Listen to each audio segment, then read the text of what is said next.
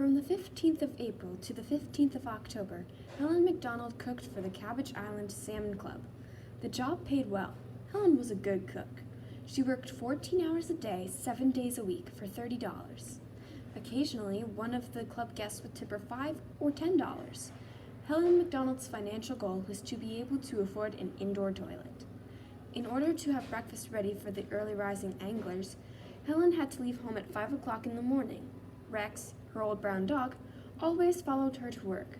Rex was fed very well on the scraps left over from the Cabbage Island Salmon Club dinners. One hot July day in 1962, Helen MacDonald found herself in a bad mood. She had baked a blueberry pie and had left it in front of an open window to cool. An hour later, she looked to see how the pie was doing, and to her amazement and great displeasure, the pie had vanished. She had paid little Joey Brennan 50 cents of her own hard-earned money for those berries, hoping to impress a tip from the Americans with a pie. It wasn't the first time she had lost food from that window, but it hadn't happened since the previous year. Helen thought that maybe the thief had grown up and had developed some conscience. It's plain to see that Dry-Fly Ramsey ain't ever growing up. Dry-Fly Ramsey naturally got the blame. Dry-Fly Ramsey was a Catholic and therefore bad enough to do it. Besides, earlier, Helen had seen Dry-Fly snooping around the place. She should have known enough then to remove the pie from the windowsill. That night, Helen related her frustration to Bert Todder. "I don't know what I'm ever going to do. That tramp! If a poor woman can't make a living without the legs of that tramp bothering her, what's the world coming to?" "Are you sure it was him?" asked Bert. Bert Todder was making his rounds. Whenever Bert made his rounds, he always made sure to visit Helen MacDonald. Helen MacDonald was an old maid. Bert was a bachelor. Although Helen liked Bert, she wouldn't touch him with a 10-foot pole. However, Bert thought there was always a chance. After all, he was male and she was female. "Of course I'm sure. Who else would do it?" "Did you ask anybody about it?" "I saw him snooping around." "You can't leave stuff laying around where he is." "If you can't leave a pie on a windowsill without some no-good tramp taking it right out from underneath your eyes, it's getting pretty bad, I'd say. If I get my hands on that tramp, I'm going to strangle him. I'll put him in his place, I'll tell you. You need a good man, Helen, dear. There ain't no such thing as a good man, you old coot." Bert squinted up his eyes and laughed. Helen eyed Bert's lone tooth. "He sounds like he's crying," she thought. "You know what I'd do, Helen, darling?" "What?" "Well, I gotta go, but I'll tell you. Must be getting late, ain't it? Anyway, what I'd do is I'd make another pie and put Ex-lax in it. Put it on the windowsill like you did before. Let him eat that and see how he likes it. That'll fix him." "Ex-lax," thought Helen. "It'll cost me 50 cents, but it would be worth it." Helen was glad she had thought of it. She liked the idea very much. It would teach Dry-Fly Ramsey a lesson. William Wallace tied on a black bear hair with yellow hackle and green butt and picked up his 8-foot orvis. The bamboo orvis was the ultimate in fishing rods as far as Bill Wallace, was concerned. The orvis had been a parting gift from the vice president, Jimmy, who was after the presidency. Bill Wallace was the president of the company and had no intentions of stepping down. "Here's a fishing rod for you," Jimmy had said. "Why don't you go fishing? Get away for a while. I'll look after things." Bill Wallace didn't know what Jimmy was up to, but Bill figured something was being schemed. Bill Wallace didn't trust the vice president as far as he could throw him. Bill accepted the rod and went fishing.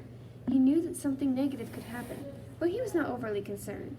Bill Wallace had a $50 million concept for Phase 1 of the new regional hospital that would leave Jimmy, the vice president, gaping in awe. Bill Wallace was the president of a construction company with a contract with the government of Massachusetts to build a $150 million hospital in Pittsfield. Bill Wallace waded ankle-deep into the Dungarovan River and stopped to look around. "You have a beautiful river here, Lyndon. No ghosts or no ghosts. You say it was never heard after?" Lyndon Tucker, the guide, was lying amidst the shore hay, fighting flies. "'Pon me soul, yeah," said Lyndon. "No one round here's heard a peep since." Bill looked at the river flowing peacefully by. He looked downstream to where the river bent and vanished behind a forested wall. He could see the hills, the fields, even the reflection of some houses on the mirror-like expanse before him. A swallow dipped and dashed. A salmon par jumped. An unfamiliar bird could be heard scolding something, perhaps its mate, in a nearby spruce. "Are we going to catch a salmon today, Lenny? Is there anything in here?" You might. There ain't no amount of fish, though." "Well, I'll give it a try. There's gotta be something in here." Bill Wallace waded into his knees, released 10 feet of his pink air cell line, and made a cast. He pulled another 4 feet from his St. John Hardy and cast again.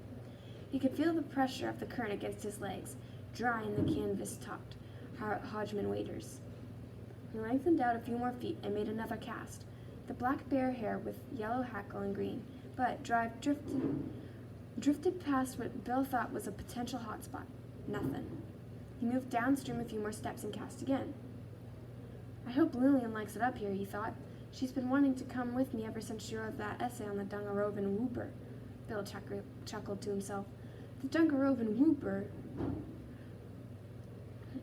Bill kept stepping and casting, until he had covered the whole rocky area the locals referred to as a pool, reeled in his line, and waded back to where Linton lay. Linton was nearly asleep in the morning sun. "Did the boys actually see the whooper?" "Oh, yeah. Oh, yeah, they seen it all right. Looked like a cow, yeah. Big as a moose, so it was, yeah. Took a shot at it, so they did. Heard the shot myself, so I did, yeah. Oh, yeah. Heard it myself. 303. Never even slowed him down. Stopped him from screaming, though. Yes, sir, never saw him after. Never peeped since." "Where's this young... What did you say his name was?" "Shad? Peel and pulp, I think. Back with John. Working with John Caston, yeah? And the other one. You'd probably find Dry Fly at home. Home, yeah. Playing his guitar. All he does is plays guitar. Good at it, too, yeah? Another Hank Snow, that lad, yeah? Gonna give it another try?" "I think I'll give it one more try, then head back to the club. What do you think, Lenny?" Linton yawned. He wanted a break from sleeping on the shore. The sun was too hot, and the flies were bothering him. Linton knew that there were very few, if any, salmon in the river, and that Bill Wallace's chances of catching one were close to nil. "Can't catch him with the dry line," said Linton. Bill Wallace started the procedure again, in much the same fashion. Bill knew that his chances were very poor, too. The weather was too hot for good, productive fishing, but Bill Wallace was standing in the cool water away from the flies. Bill Wallace liked being on the river and liked the scenery and the fresh air. He changed flies, went to the squirrel tail with yellow hackle he'd purchased from Bert Todder. "Bert Todder ties the best salmon fly in the world," thought Bill. "So delicate, yet so strong and durable." Bill took his eyes off the colorful little fly hook and scanned the scenery again. So scenic and peaceful, he thought. Across the river stood a massive log cabin with 2 stone fireplaces, a breezeway between the kitchen and the living quarters, and a full-length veranda shaded in a grove of pines. "Nice little place," thought Bill. "Belongs to Sam Little. Sam's a Yale man, I think, out of Hartford. Made his money in the hotel business. He's got the best salmon pool on the Dungarovan, and I'm casting directly into it from Lyndon Tucker's shore. I wonder why he never bought Lyndon Tucker out." "Does Sam Little spend much time at his lodge?" asked Bill. Too much. Like the feller says, too much." "Did you ever guide for him?" "Oh, yeah. I guided the old guy, so I did. Yeah, I guided him all right. Guided him too much." Bill Wallace waded deeper into the river, smiling to himself. Lyndon Tucker wouldn't sell Sam Little anything, thought Bill. A freshly peeled stick of pulpwood is as slippery as a greased eel, or, in the words of Bert Todder, slipperier than Shirley Ramsey's slop pail. Shirley Ramsey dumped her slop pail on the grass 10 feet east of the house, and on more than just a few occasions, while waiting for the mail, a man would go around the house to see a man about a horse, and slip and fall on the accumulated grease. The only way to identify a slop pail dump is the longer grass that grows from it. It's constantly enriched situation. The pulpwood stick slipped from Shadrach's hands, taking a fair amount of skin with it. Shadrach didn't swear. He was too hot and sweaty and fly-bitten to swear. He was beyond swearing. He was speechless. He's 14, and his mind was on more interesting things. If he'd been in a state to speak his mind, he'd have yelled, "That American girl at the Cabbage Island Salmon Club is the prettiest thing on earth. I hate this job, and there's got to be a better way to make a living than this." "Hurt your hand?" asked John Caston. John Caston was but a few feet away, trimming the limbs from a fur he just felled. Shad analyzed the scratch amid the dirt and pitch on his palm. Just a scratch, he thought. I cut it near off, he said. I'd better go home. See you later. That was how Shadrach Nash quit his first job. John Caston shook his head in dismay. The lazy bugger only lasted 3 days, muttered John to his axe. Dryfly Ramsey sat in the shade behind the house, playing his guitar and singing Hank Snow's Sentimental. It was a pretty song. It had nice chords to it. Dryfly liked it. Dryfly felt somewhat embarrassed when Shadrach rounded the corner.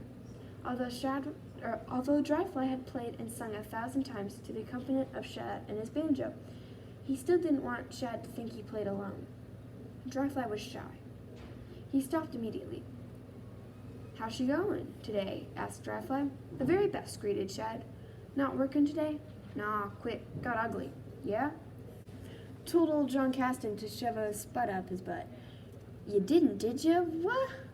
Got any makings? I'm dying for a smoke. Never had a cigarette all day. Yeah, awful dry though, said Dryfly, handing Shadrach the package of Vogue tobacco and papers they referred to as makins. See that little lady at the club? Asked Shad. As in everyone, buddy? Let's go down. Now? Why not? Liable to get shot. What for? We never did nothing. You didn't maybe, but I did. What'd you do? Stole a blueberry pie. Where? From the kitchen? Off the windowsill. Was it good? The very best. You get caught? No, but you never know who might have seen a lad. They'll blame me anyway. They always do. That's because it's you that always does it. You do it too. Shad shrugged and grinned. There might be another one today, he said. Let's go down. You ain't scared of getting caught? Nah, what are they going to do? Put us in jail for stealing the blueberry pie? Dryfly sighed. Guess it wouldn't hurt to go down, he said, leaning his guitar against the house. He rose from the grass, leaving a bum print where he had been sitting. The two boys crossed the tracks and Stan Tooney's field. They came to Tooney's brook and took a shaded path that followed the brook to the river. The large spruce elms that grew beside the brook sighed in the dry summer wind. Just before they got to the river, they crossed the brook on a footbridge Stan had built and went up to the hill where the 6 log cabins that made up the Cabbage Island Salmon Club sat. Like Sam Little's lodge, the Cabbage Island Salmon Club camps sat in a grove of gigantic pines. From the front of each camp, one had a view of a mile of river in either direction. In the shade outside the dining camp sat Bert Todder, Dan Brennan, and Stan Tooney. They were waiting for the club owners to finish lunch. The guides might have as much as 3 hours before they would be obliged to go back into the glaring sun of the river. The guides were all thankful that the Americans took a long time to eat their lunch. Lyndon Tucker still hadn't returned with Bill Wallace. Bert Todder, Dan Brennan, and Stan Tooney were all thankful that they weren't guiding the fish hog, the name they called Bill Wallace. Lillian Wallace sat in a snug bathing suit on the lounge veranda reading Gone with the Wind. High up in a pine tree, a red squirrel chattered. The good time voices of the Americans came in bursts of shouts and laughter from the dining camp. A jeep, a Ford station wagon, and a Cadillac sat in the driveway. When they neared the kitchen, Dryfly was delighted to see another blueberry pie on the windowsill. The boys, hidden behind a nearby tree, eyed the pie. Looks kind of suspicious to me, said Shad. Why's that? Well, if you had a pie stolen from you yesterday, would you put another one out in the very same place today? No, I wouldn't. But there's a pie there. Same kind of pie, too, by the looks of it. Blueberry. It's blueberry, all right, and maybe a little poison mixed in with it. They wouldn't poison a man, would they? Sure they would. So we leave it there? Yeah, I ain't eating no poison pie. I'm gonna go up and strike her up with that little darling. You wait here. Why can't I go too? She can't be with both of us, can she? Why not? Oh, you're stupid. I want to maybe pass the hand. Can't do that with you watching us, can I? Well, don't be all day then. I won't be no time. Just gotta feel things out.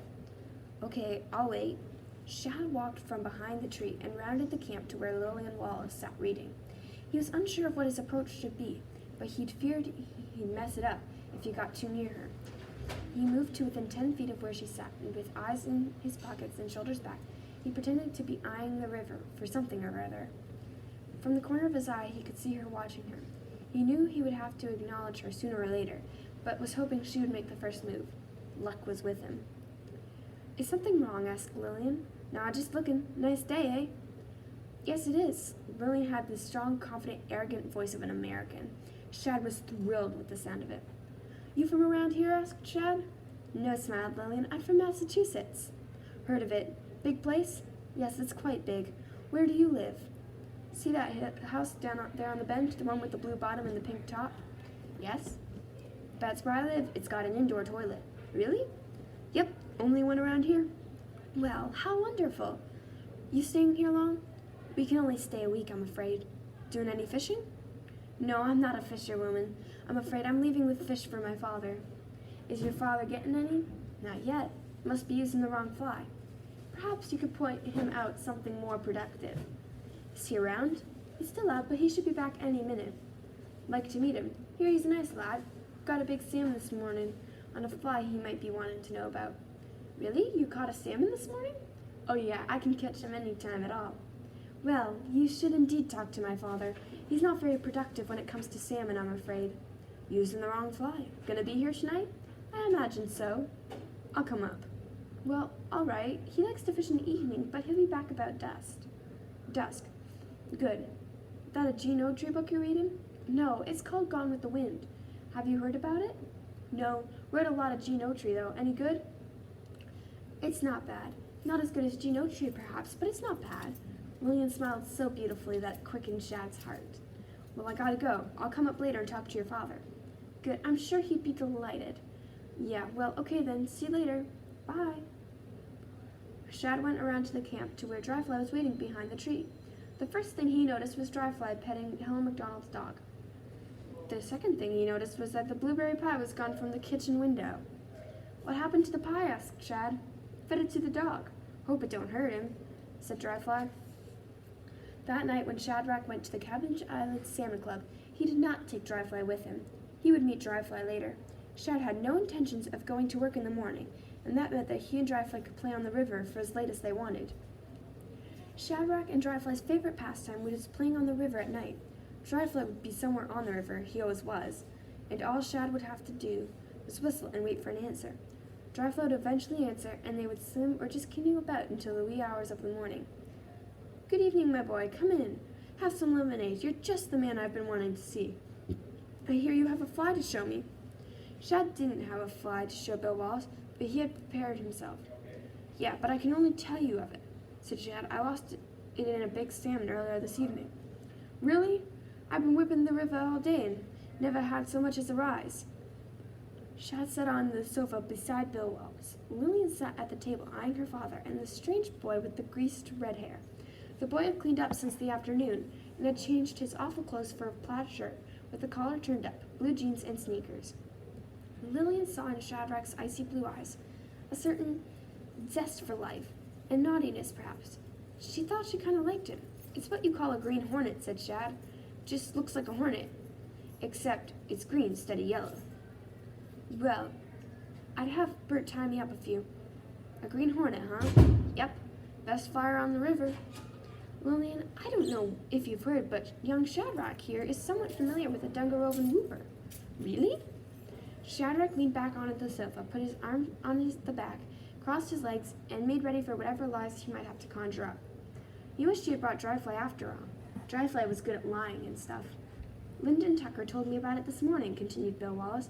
Young Shadrach here is quite a hero in these parts. Tell me about you being a hero, Shadrach, said Lillian, in the same way Shadrach reckoned she would talk to a child. Shadrach was losing confidence. These people were very different from the people he was used to. You couldn't read their faces. You couldn't decide whether they were making fun of him or not. What did Lyndon tell them? Was the question on Shadrach's mind. He tried to remember all the stories. Shad decided he would go into the story in a roundabout way. That way he'd have time to remember things. Well, breathed Shadrach, this thing was screaming in the woods, see, and... What did the whooper sound like, Shad? Asked Lillian. Well, sort of like a train whistle, a panther hollering, and the devil screaming all in one, only louder. Everyone was scared to death of it. So one night when the moon was full and the thing was making more noise than usual, me and Dryfly thought we'd better be doing something about it. So I grabbed the old 303 and Dad's flashlight and struck her for the woods. Both Lillian and Bill were smiling friendly smiles. Shad thought that they might be swallowing his yarn, and it gave him a bit more confidence. So anyway, we didn't get no more than a mile or two in the woods when we smelt this awful smell. Upon me soul, it smelt just like Shirley Ramsay, and I had to swing and throw up right then and there. And then this awful scream struck her up, and Dryfly turned as white as a ghost. And I said, "Dryfly, we're done for." "So what did you do?" asked Lillian. "Well, I said the only way we'll be able to get rid of it is to go down to the brook where the thing seemed to be, so we went down. Well, sir, you never heard anything like it in all your life." Lillian and Bill exchanged glances. "Anyway," continued Shadrach, "I saw this big black thing down through the woods, and I said to Dryfly, I said, Dryfly, I think I see it." Dryfly never said aye, yes, or no. I didn't know what it was, but I could tell that it had horns like a cow, and was about the size of a bull elephant. Dryfly said, "You'd better shoot the son of a before it sees us, or we're as good as dead." So I pulled up the old 303 and let her drift. Well, anyway, the noise stopped right up, and that thing swung and took a look at us. I could see its eyes shining in the flashlight beam, and they were about as big around as that ashtray. I thought we were dead men, but it didn't do a thing, just swung and trotted off down through the woods. I wanted to go after it, but Dryfly said, he said we'd better not. We might get lost. So we swung and come home. We never heard it after, but you could smell it for 3 days. "Did anybody else ever see it?" asked Bill. "Not that I know of," said Shad. "Did anybody else ever go back to look for it?" "I don't think so, not that I know of anyway." "Do you think it was a ghost?" asked Lillian. "I don't know, maybe. Or maybe Satan." "I don't know, could have been." "Did you go back after to look for its tracks or anything?" said Bill. No, I never went back." Shadrach was beginning to feel uncomfortable with all the smiling questions. "They're making fun of me," he thought. "They think I'm lying. Of course, lying is what I'm doing, but so I might as well stick with it." Bill Wallace got up from the couch and went to the bar, poured himself a double scotch, and tossed it back, grunted the hot liquid all along to his stomach, then poured himself another. He was moving away from the kids. He was not interested in the Dungarovan Whopper, as he called it. The Dungarovan Whooper was Lillian's thing. Bill commenced to think about salmon pools and a place of his very own, private, away from this club of cabbage heads. Between the chair where Lillian sat and the sofa where Shadrach sat, it commenced to rain electricity. Shadrach was unprepared. He wanted to get outside with Lillian so that he might get a chance to pass the hand. Lillian, on the other hand, experienced a feeling of bewilderment as she eyed the thin, red-haired boy. "He's lying about the whooper," she thought. "He's a liar, just like every other boy, except he's not the same. I'd hate to see this one in an Elvis Presley haircut." "Ever hear of Elvis Presley?" she asked. "Yeah," said Shad, thankful for the fact the topic had changed. "I heard him on the radio." "Have you ever seen him?" "No. I have a picture of him in the bedroom. I'll get it." Lillian went off to the centerfold from the teen magazine she brought from home. Shad removed his wallet from his hip pocket and slid it between the cushions of the sofa.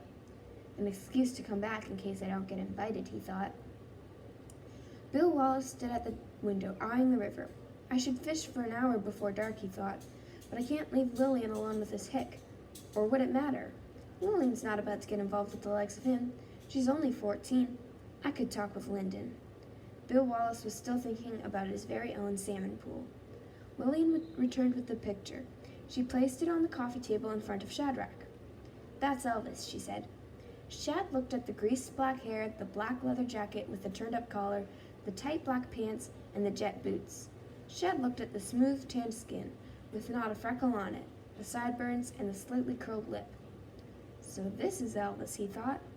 He's a good-looking lad, all right.